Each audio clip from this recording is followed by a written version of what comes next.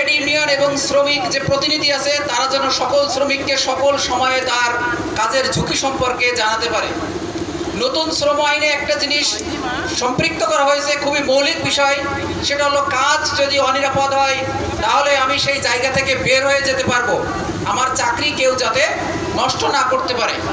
আমরা জোরভাবে দাবি করি অনিরাপদ কাজের পরিবেশ থেকে যেন একজন শ্রমিক স্বাধীনভাবে বের হতে পারে।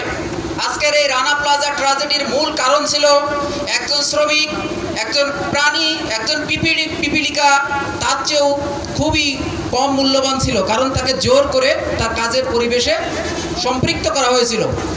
সেজন্য আমাদের নতুন শ্রম আইনে যে বিধান যুক্ত করা হলো অনিরাপদ কাজকে অস্বীকৃতি জানানোর অধিকার, আমরা এটা পথে প্রান্তরে মাঠে ঘাটে সব জায়গায় ছড়িয়ে দেব। আজকের দিনে আমাদের সেই হোক কমিটমেন্ট। সবাইকে ধন্যবাদ।